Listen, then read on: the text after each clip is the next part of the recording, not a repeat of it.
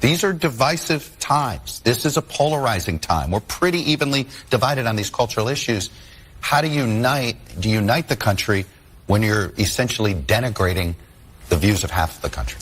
I don't think I'm denigrating the views of half the country. I mean, let's take the touchiest of those subjects right now, on the trans issue.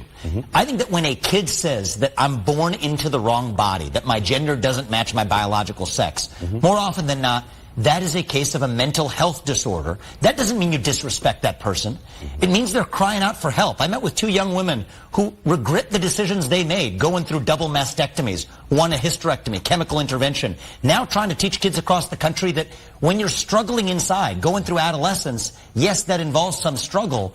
We live in a cultural moment today where adults are affirming that confusion rather than actually treating them compassionately. That's cruelty. You ever talk to parents that have a kid who's going through this?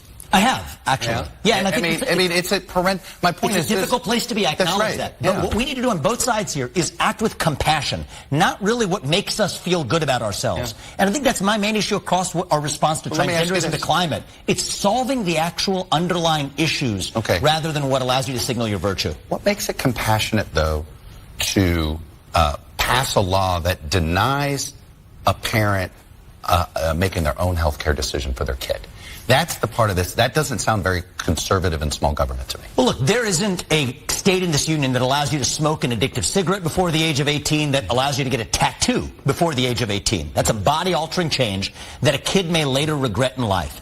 So I think it is perfectly reasonable to say that if you're after 18 years old, you're free to decide whatever you want to do. That's what it means to live in a free country. But below the age of 18, I think it's perfectly legitimate to say that we won't allow genital mutilation or chemical castration through puberty blockers for the purpose of gender transition. But how do you know it's that? Again, how do you know, are you confident that you know that gender is as binary as you're describing it? Are you confident that it isn't a spectrum? I am. Do you know this as a scientist? Well, there's two X chromosomes if you're a woman, an X and a Y. That means you're a man. So there's a biological basis for this. There's a lot of scientific research out there that says gender is a spectrum. Chuck, I respectfully disagree. Gender dysphoria for most of our history, all the way through the DSM-5, has been characterized as a mental health disorder, and I don't think it's compassionate to affirm that. I think that's cruelty.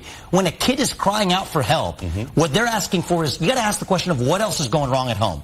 What else is going wrong at school? Let's be compassionate and get to the heart of that, rather than playing this game as though we're actually changing our medical understanding for the last 100 years. I go back to this.